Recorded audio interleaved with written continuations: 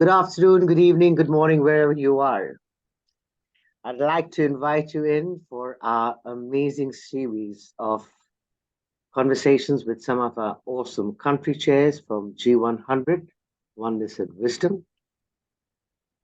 We've started this off because me being the global chair, I have noticed that I'm so blessed to be surrounded with amazing women who have reached so many different areas of their life, have been there, done that, and today are coming together in oneness to share their brilliance with all of us. To feel honored is hardly something that I could say, other than I'm bowled over with the brilliance that we have here to share with us. So today we have this amazing woman, Dr. Natalie Forest, who is our country chair for Germany for Oneness and Wisdom. And Natalie has an amazing way of how she actually calls herself, and I really like that. She calls herself the revolutionary rule breaker. Now, for many of us, we might just think, oh my God, she's one of those who actually comes to break rules. And because we're so fond of actually holding on to the rules that we have. So I'm going to welcome Natalie and say, hi, Natalie, how are you doing? I am awesome. And I'm honored to be here. It's like this energy that surrounds us in G100 and oneness and wisdom. It's uplifting. It is, it really is, because the more that I'm being in this group and the more that I get to relate to all of you lovely women as country chairs, it's so much that we can learn from one another. Okay. Yes. And I feel so blessed to be in a position where I can tap into anyone and say, like, please help me with this and please help me with that. God knows you help me all the time. But this is the greatness, I think. This is where we truly are imbibing the ethos of oneness, right? Yes. And how Yes. we actually come together to share our wisdom with one another. And having said that, I'd love to welcome you onto our amazing podcast series where we're featuring our awesome country chairs. And welcome to the call, Natalie. I love the designation that you've given yourself or the title. Not that you're restricted by it by any chance, but I love the fact that revolutionary rule breaker has been your driving force because I call myself the maverick, pretty much the same, you know. Mhm, So you mhm, see mhm. how things that are pretty much common, they may have different names, etc., but the energy behind all of it is actually the same. Would you agree Yes. with that? Absolutely. If we want to, if we feel inspired to uh, make this world even better than it is right now, then we can't go by the old rules. I Absolutely. mean, science wouldn't advance if we always just kept doing the same thing. So, as humans, we do the same thing. We have to look Very at true. what are the rules and how can we change them up a little bit. Exactly. And that's how we get together. I think that is something that is. I think if everyone was to actually have that way of thinking, we wouldn't be in a state of confusion as we tend to be most of the time because we are trying to fix things, but fixing doesn't really help anything. You can't fix things. What you got to be, and that's been my personal experience in the good 65 years that I've been on the planet, is that unless if you're trying to fix something, you have decided it's broken, Yes. and none of us are. Okay? That is so important. I, growing up, a lot of coaches, a lot of religions, a lot of thoughts and movements always saying, we need to fix this, we need to fix that. And that makes us all or inspires us to grow up thinking, I'm broken, I'm broken, I'm broken. And so when we think that, our bodies react to it. And so we're broken. Our heart starts, not feeling well. We get ulcers. We start thinking about our hair. So we're Mm. broken. We need fixing. We need plastic surgery. We need to lose weight. We need to gain weight. It's like we can't think and focus on what matters Exactly. because we constantly have to fix everything. And I think that is one of the biggest myths that we Very really true. need to attack. Very true. So today we have Natalie again coming in, and what makes Natalie really different, and this is what it is I want you to talk about, Natalie, is that she is here to guide nurses and doctors at a crossroad where they are absolutely confused as to who they are, what they are, where they should go, because they're so busy, I guess, with taking care of other people. And they have no time to really focus on themselves. So Natalie has taken upon herself to really ask people these kind of questions, especially from the medical field, and that is, are you a nurse or a doctor at Crossroads? Like that one. Are you looking back at your life and career and realize that you have performed all the rituals, followed all the steps in your life and career, and yet you are not where you thought you should be or could be? Maybe you are in a career position you thought you'd be. Maybe you are not living the life you ought to be. And maybe you just feel that something is out of alignment and not working. Those are very powerful questions to ask, especially doctors and nurses who've got to have all the answers. Natalie, come on. You're going to make people go into like, oh my God, I'm doing something wrong. So having said that, having said that, how would you go about doing this? I mean, it's such a amazing conversation we can have as to how do you get people, especially from the doctors and the nurses community, to actually think differently. See, I think doctors and nurses, when they first start out, they're sort of like you and I. They feel the drive, they're inspired, there's that spark. They say, oh, I can help people. And a lot of them, when they study medicine, they put a lot of money and effort into their education, into their training. And then they go to Africa or to Taiwan or Thailand or something, and they help those that really can't afford help. So they're doing what they love to do. And then they come back and they're faced with having to forget or table all of their emotions at work.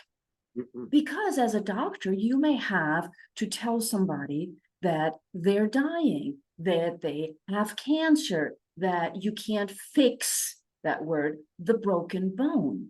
And that's very tough. And you're supposed to be strong. And so one of my clients who is a doctor, she said, you're being trained to not have emotions. You're in charge. You don't show emotions. You tell people what they need to do. Now, when you do that for 3 days, 18 hours straight, because you work shifts, then you can't just switch it off. So you come home and you do the same, which means your connection with your loved ones is, I dare say, is suffering. And of course, you feel it. You just don't know how to say it. So that's one. That's why we need to talk about it. The other part is that because nurses and doctors are so giving, they often, as you pointed out, don't take care of themselves. And I had to learn, and you may have had this too, that, we keep giving and giving. And I had somebody ask me at one point when my body was not doing so well, I said, so how long are you going to do this? How long will you keep going this road? And of course, silly me, young and naive, I'm like, wait, I'll show you. But that didn't work. So I realized it never does, actually. You're no. right. So right.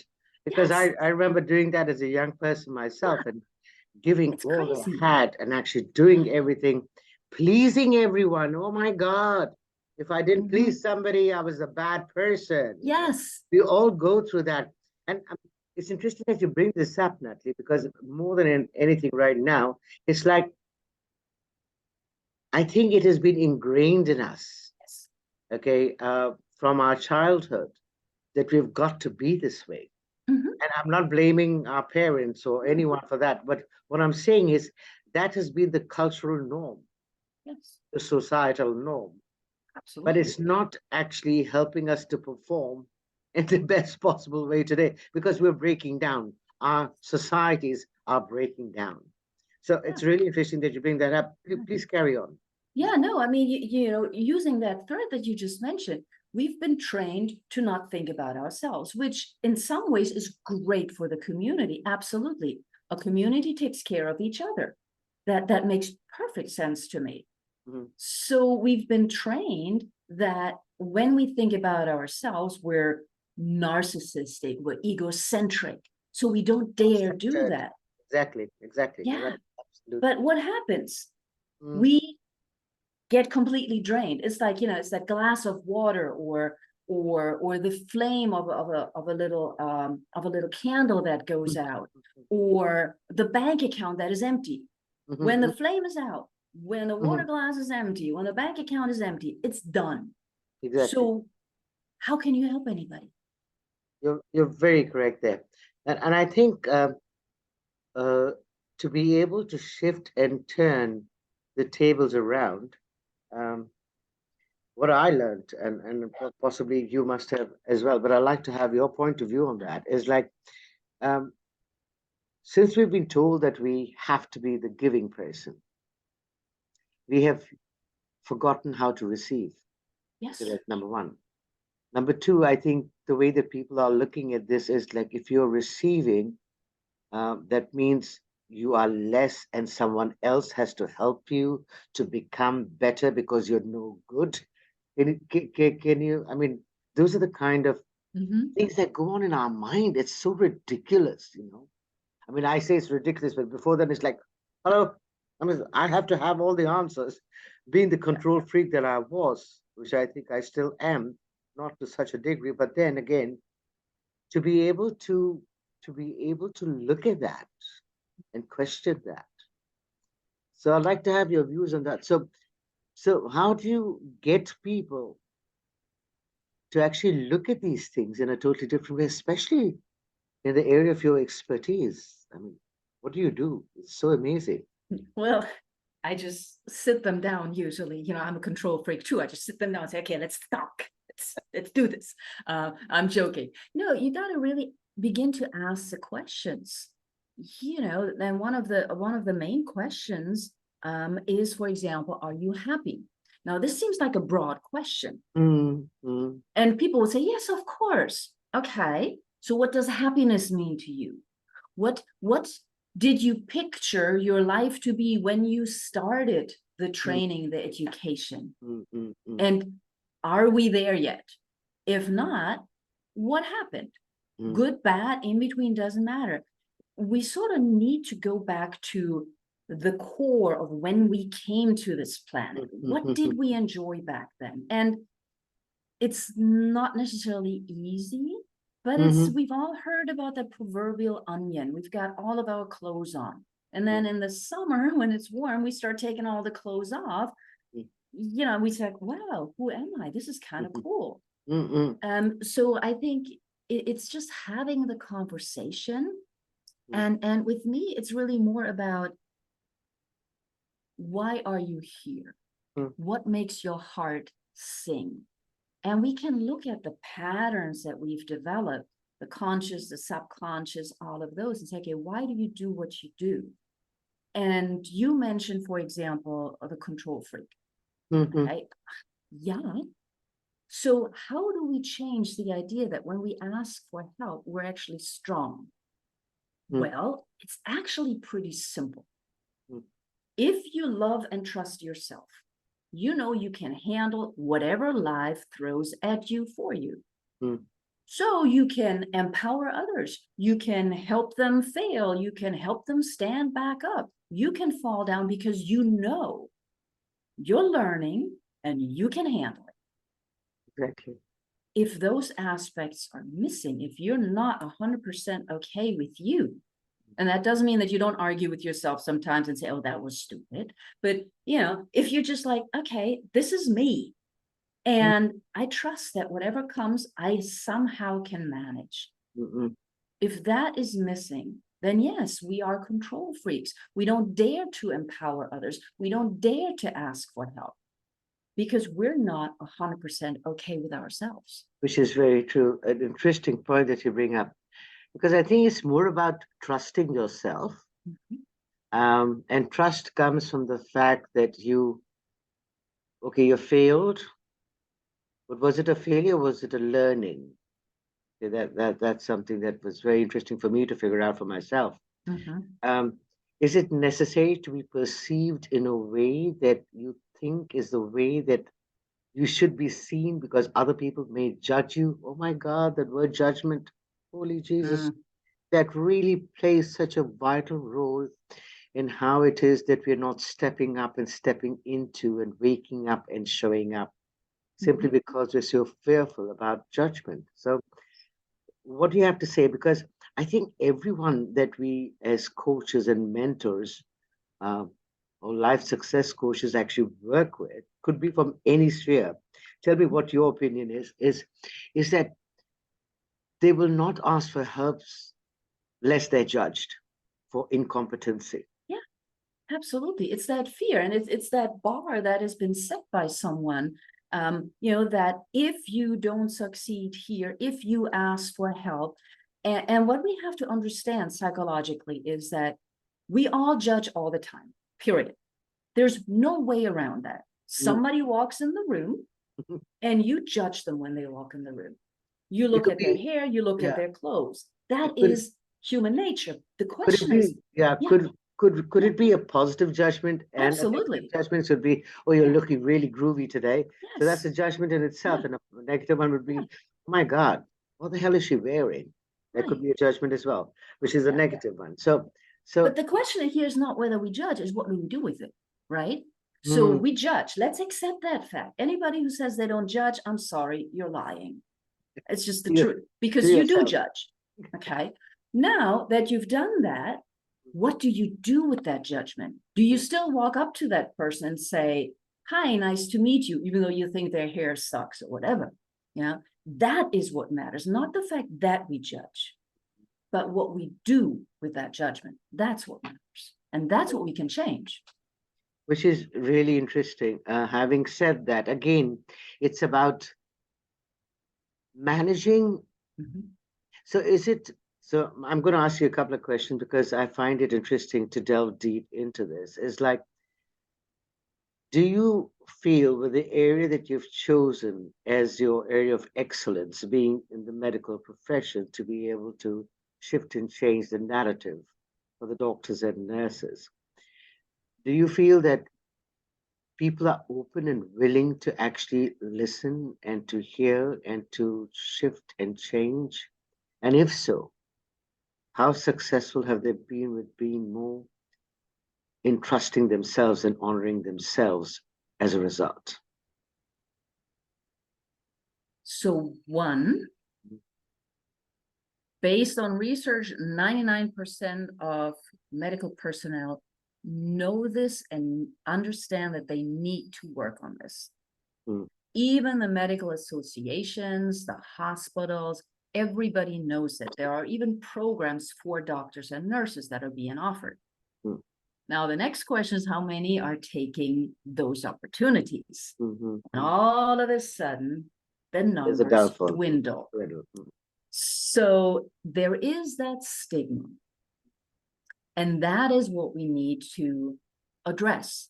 Doctors are literally afraid of admitting that they are close to burnout because they can lose their job, they can lose ah, their patients.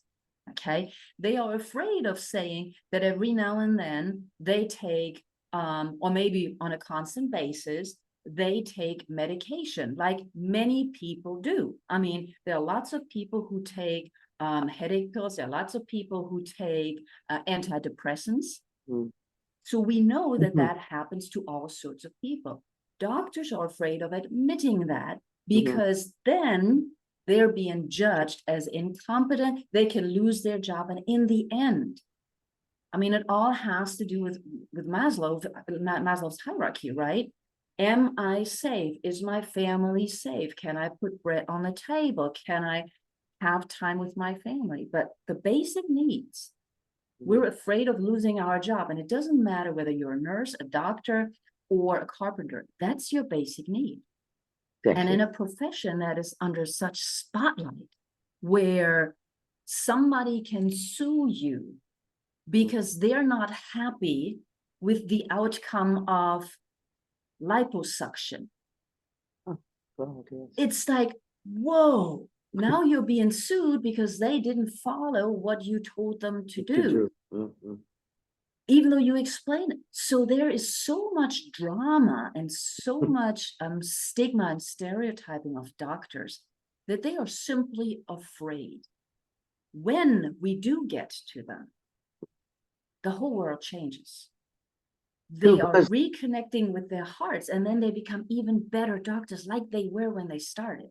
And I've seen that literally. I've worked with some, and that is what happens. That is such an amazing transformation in itself, because I think people forget that doctors are human beings too, and so are nurses. And when we are in stress as patients or patients' family members, we tend to lash out because again we are in fear. It's all fear based. If you could, everything has got this fear element across.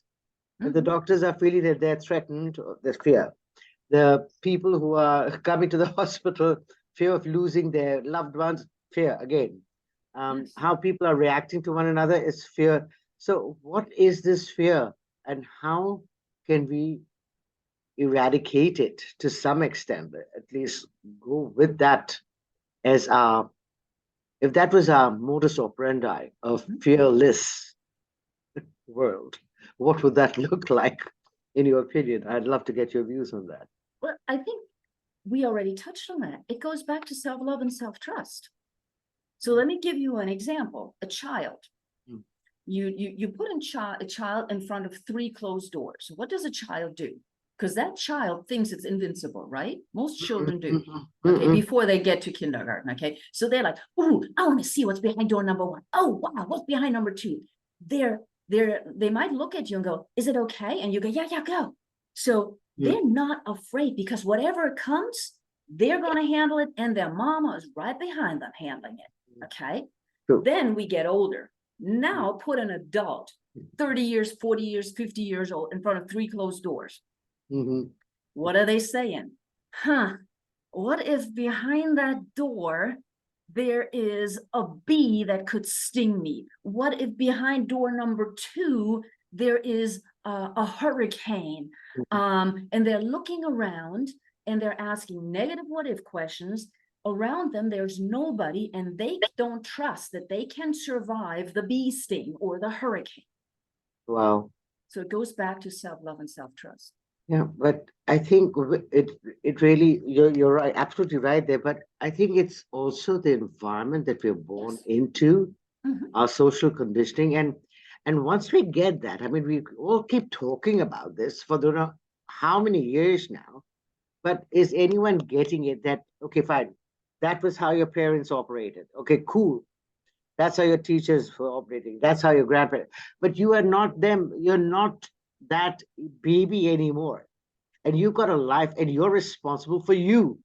What on earth are you doing about it, right? That is what it is that we got to bring to the fore. And this blame game scenario that we've had, pointing the finger to everyone, and 3 are pointing back at you. I mean, it's about time. And it's so cool when 3 are pointing back at you. What is it saying? To question you as to what's stopping you from being you. Which brings me to the point that I love what you're saying here. You do multiple international best-selling programs. You also are a best-selling author.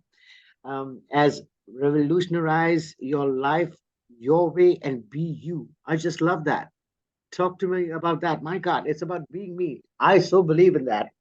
I think most of us actually believe in that, but some of us are so scared as to what would be the repercussions if we actually showed up as ourselves. What would that be like? So tell us. And remember, we've forgotten who we are.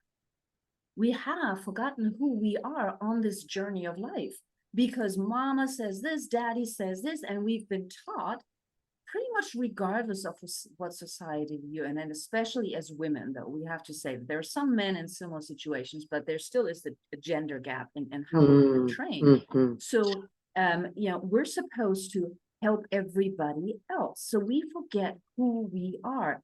And I mean, think about the movies. You complete me. You make me happy. We got to take that back and say, you cannot, I have those conversations all the time. You cannot make me happy, period. It's impossible. Either I'm happy or not. And then I may let you add to it, or I may let you take away from it. But it's my happiness. Which is very true.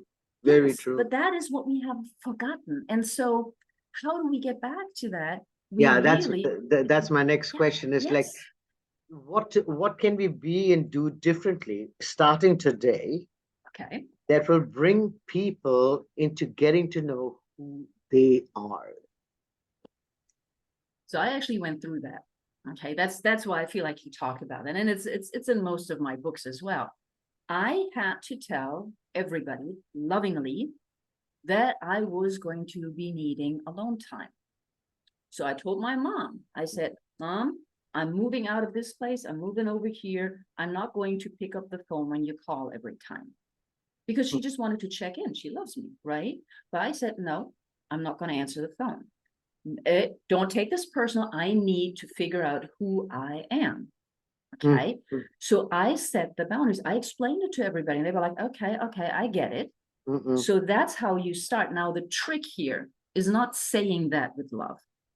The trick is being accountable for it when that phone rings. Okay, the phone rings. You're used to picking it up. You got to stop yourself because you really have to withdraw from the environment that you're in and figure out who you are. And again, a lot of people are afraid of that because they may lose friends. Well, friends you can't lose. And some people will stay with you forever and others just come and go for a while. So those that know and love you right now as you are, they love you and know you as you are. They might need to adjust to you changing, and that's okay. True, very true.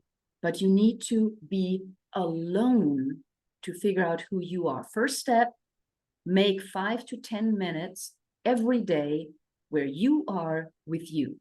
No music, no books, maybe a cup of coffee, a cup of tea, maybe a cigarette, maybe a walk. You with you, 5 to 10 minutes. And you will be amazed at how that changes and how you begin to be in tune with yourself. We're not talking meditation just yet because there's too much crap going on in there. Okay? But later on, we'll do that as well. But first, just when you drink that cup of tea, how does it feel? How does it feel to not be inundated with stuff? What are you feeling? And just that's the first step. And we can all make 5 minutes a day. Even nurses and doctors, we can all take 5 minutes and just park the car or not answer the phone. But in the end, we have to keep that promise to ourselves. I think it's, again, you can't blame anyone else for not becoming aware of yourself. You got to choose it. And if you don't choose it, you're losing it. You're losing you in the bargain, which is interesting. So, Natalie, I've actually I've seen that you have, you talk about these things very easily and it is no big deal, but I'd like to tell the audience about what all you have really done, because I want people to hear about your achievements. They're really remarkable. So talk to me about how it is you've actually been sharing the stage with some really important people. Because, you know, it's really strange that you've been through all of this and you've done all of this, because in 2007, I went through the same thing, okay? Which is really interesting because all the brilliant names that you mentioned there, I've actually had them as my mentors and also worked closely with them. But I'd like you to tell us more about, so we know that Natalie is a sought after speaker and trainer, and has participated in numerous conferences, events, TV, and radio shows across the US and the world. Now, would you like to tell us who all it is that you've shared the global stages with? Come on, stop being so. Well, I gotta be humble and honest though, right? So with some No, of I them, I don't. worked closely. I don't think you need, especially in this forum. It's about showing up authentically, Yes, okay? And there's no. exactly. It's not about hiding, and you're not being No, egoistical. You're being you. Period. yes, So please yes. go with that. Well, I mean, the one that I still work with closely right now is Marie Diamond, who I admire. She's amazing. She has a group that's called ATL Europe, which I'm a member of. And she is one of those people, number one, behind the secret that we all know. Yes, yes. And she actually lives what she preaches.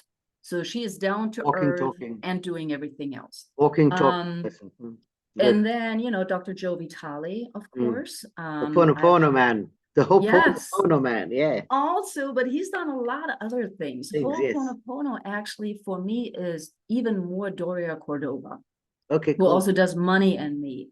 And then of course Bob Proctor. I've known him before he transitioned, initially through the Women of Global Change. And then most of these amazing people, Dennis Waitley, Les Brown, I've actually met through the Los Angeles Tribune when I was VP of the Los Angeles Tribune. I'm still a columnist, I'm still an international advisor, but we started putting on, well, we meaning I and Mo Rock started putting on huge events, all virtual, right when the pandemic hit. So we had the Quantum Leap Forum, then I had the Women's Quantum Leap Forum, where I had, of course, Marie Diamond, Forbes Riley, Marsha, yeah, all of those very well-known ladies, and some not so well-known because they're just as important. So I Exactly. share the stage with them in the virtual, sometimes in the physical. I Mm. was able to learn from them. With Dennis Wadley, whom I met through Adora Evans. We also did a mastermind session. Of course, Greg Sykes may not be that well known to most people, but he is one of the path makers for life on your terms, for the idea that then carried on with formations versus affirmations. So, all of these are rule breakers in a sense. And of course, they love sharing their wisdom. And some of them, especially now that they see, my legacy needs to be continued. And Absolutely. it's just been a wonderful experience because without fail, all of them, well, maybe two or three, but most of them have been very humble and Exactly. happy to Which is be on exactly the the case, stage. which is very Yes. true, very, very true. I remember Yeah. coming and working. I received a call from Bob Proctor's office Yeah. in 2007. I remember him calling me and saying, "Right, I'm thinking about you." And I said, "I'm sorry, but who are you?" Because I'd never. He says, "I'm Bob Proctor." I said, "Do I know you?" Being in headhunting, I thought was one of people looking for a Yeah. job from somewhere else, right?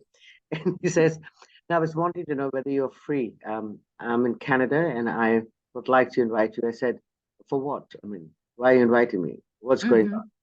So finally, I did get to get to know who he was, and then I said, "Okay, fine, I'll be there." I had no clue how to get to Canada. Never been outside of where was it?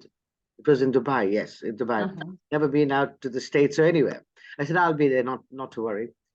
But that's the time when I started my journey, and we actually were the founding members. He invited maybe 15 of us to be the founding members of the Science of Getting Rich program in Canada. Awesome. Yes. And then I was a life success consultant, still am, Yeah. with Bob Proctor. An amazing man. I've been to his home Yes. and have Yeah. met his wife, Linda. Amazing people and so down to earth. That's what it is. When people actually have become something and they know who they are, and there's no need for blabbing around so much, because you are who you are, Right. period. Yes. I think Yes. it's an amazing thing. And besides that, tell us about the time when you have been with the Dr. Natalie show, Los Angeles. Ooh, Oh that yeah, that sounds was a Los awesome. Angeles Tribune. Yes, that was my little 1 hour show once a week initially. And that's where I got to interview regular people, other coaches, influential people. And it was similar to what you're doing right now. It's just showing the rest of the world that we all are real people. So Exactly. it was not scripted. It was not, oh, tell me about your program, but who are you? What's going on in your Your life? life, How did you exactly. even get here? More like an inspiration to those who were watching. And it was a great show because we were always live streaming, and we had between 80 and 100 people from across the globe every single time watching, which if you're Wow. thinking about the offers at that time, that was pretty big. So I felt very Absolutely. blessed. But it's again how one approaches situations, Natalie, and it's Mhm. how someone feels makes other people feel comfortable in communicating. And I think you've got the gift of the gab over there for sure, which is really cool. Um, if you've noticed, our conversation has been totally unconventional. I have introduced you in the middle of the show because I think getting to know you as an individual, not your titles or designations, for me, they have no, they really have no place in my universe. I mean, I could be absolutely wrong, but a title and a designation for me doesn't really equate to who you can choose to be in any moment. For me, that is so important. And if I've offended you by not giving your credentials, we're going to actually put it in the bio so people can have a look. But getting to know you, I think I've worked with you enough to really get to know you that you're so in the moment kind of a girl. And I love that about you and totally honor you for that. Um, before we go into anything else, I'd like you to tell me a bit about you and how you transformed. Well, first of all, I don't believe in titles either, Ah, because I think it is important who we are. And to me, everybody matters, regardless of your job, regardless of your designation. amazing. That is not, I always say, like with my doctorate, I was like a dog with a bone. I started it and I damn well was going to finish that thing. That was it pretty much. Okay. But how did it start for me? It's kind of one of those wave thingies. Mm-mm-mm. When I was born, I knew two things. I knew I was going to be a teacher, and I knew I could see, sense, and hear things. So I have the medium skills. I knew that and I used them. And then society kicked in. Okay. Society kicked in. And I was like, maybe not. It wasn't in a negative way. It's just, you need to fit in somehow. So I did all of that. I went to the US for a while, studied there, and got married. I call myself a war bride, even though there was no war, but it sounds great. And then that marriage ended. Mm, And it was near the end that I started doing some of the things that I recommended earlier, taking mm-mm, time for myself. Like, who am I? Why is my body caving in on me? Something is off. And mm-mm, that's when I started reconnecting with what we globally call spirituality and my mm-mm, gifts and talents. That's really how it started or restarted. And then in the world we live in, it's fascinating how people use fear. So my first business was actually all spiritual based. mm-mm, Okay. But people would come and get like energy healing and treat it like a massage. And that's not what mm-mm. it is. It's like you got to work on stuff. You don't just come back and say, oh, can I get another massage? That's not how it works. So, that got a little frustrating. And then quite the opposite of what we have in G100, Mm-mm, the women around me started doing what women often do, backstabbing and those sorts of mm-mm, things. mm-mm, So I cut that down and I started thinking, okay, I never wanted to be in business. What in heaven's name am I going to do? Found some coaches, went to some elite coaching schools and all of that. Nobody really understood who I was. They all gave me great advice, but nothing really worked. I was still working full time at the time, got remarried, had a child, was raising a child, was working, was trying to get the business, was 3 companies I helped run and grow. Never really focused on my own. And then, thanks to the pandemic, whether we believe it happened or not, but thanks to that time during the pandemic, There I was a said, wake up call. yes. And I love it. It was like, stop Seriously. what you're doing, think. And I started Exactly. thinking, and I packed up. I took my daughter, we moved back home, and now we're here. We know that we're back home in Germany, and that's why I can be the country chair for Germany. And we're building something solid that is a combination of life coaching, Your gifts, your and talents, and your spirituality. abilities, Yes, everything. yes. That's the one thing that I find fascinating is a pretty similar story to mine, right? Mhm. Exactly, almost the same, but it's like it's taken time for us to get off the corporate rigmarole Yes. or the hamster wheel, to really take time to recognize who we are, to be awakened to our own spiritual brilliance, and now to weave the spiritual brilliance into the corporate world and merge it together to help other people realize their value, their potency, and their brilliance. That's what I do too. So it's really cool to actually, you see, that's why we're together as Yes. G100 Oneness and Wisdom. I think that's phenomenal because all of us actually have this. And it's from different, now you're managing it with the doctors and nurses and others.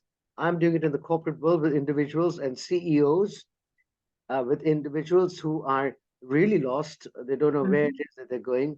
With people who are looking for jobs and have no idea how to go about doing it, which is where it is I come in.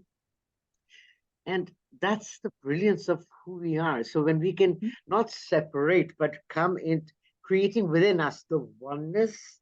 So we have the intellect, we have the intelligence, we have the spirituality, we have everything got to do with the learning and experience. When we can bring it all together as one, embodied in us, then we become the light that shines bright and become the invitation for other people to choose that and be that too. Don't you think? You think that's Absolutely.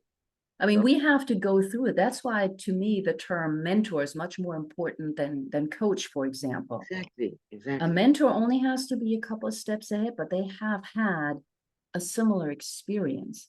And I think that's what people need and react to. The fact that we're real, we've been there. There's still days when I'm like thinking, oh my God, what am I doing? And that's just, we're in a human environment. But this is the brilliant part, because again, we can't be stagnant, Natalie. Okay, we are evolving just as much as they are, right? So as we go through our evolution, it's really interesting because we keep getting the nudge to budge from the universe to actually say, okay, fine, you've been there, done that, you've mastered it. Can we move forward now? Because throughout the time that you're on the planet, you're learning and you're growing. And if you think that you're not doing that, then it's like, hello, why are you here? Right? But I think it's having these kind of conversations. We need to be on another conversation where I'd like to get to know, and probably we can do it from the rejuvenation, this thing where we are going to have a little bit more of in-depth knowledge and knowing. And I believe you are doing something for people right now. Would you like to talk to us about that, please?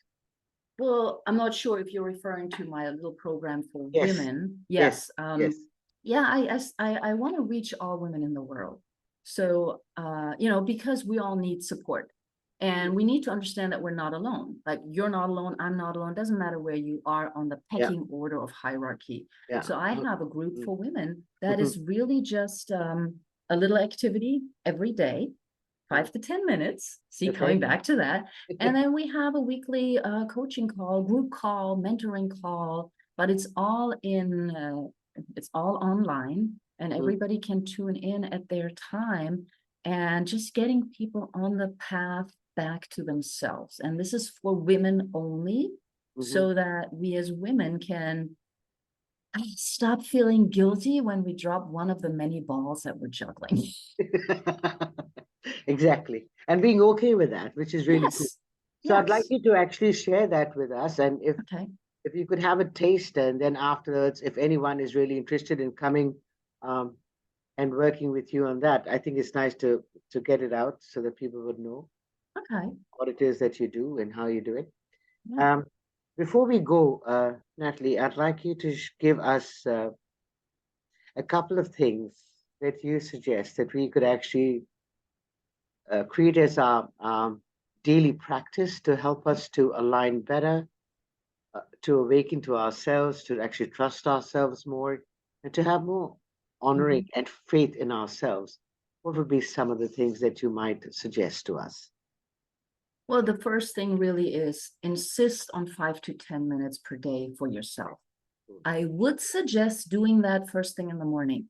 Okay. And I say that even though I'm not a morning person, but I actually did it. I got up half an hour before my official time years ago, Okay. just to make sure I had time for me. Mm, And, I had like this grand idea where I would be doing yoga every morning for half an hour. Well, sometimes I did, sometimes I didn't, but I spent time with me, my coffee, and my cat for about mhm, usually longer, but 5 to 10 minutes of that in the morning. And then in the evening, I would recommend writing a journal. mhm, Even those who hate writing, because I know I hear that all the time.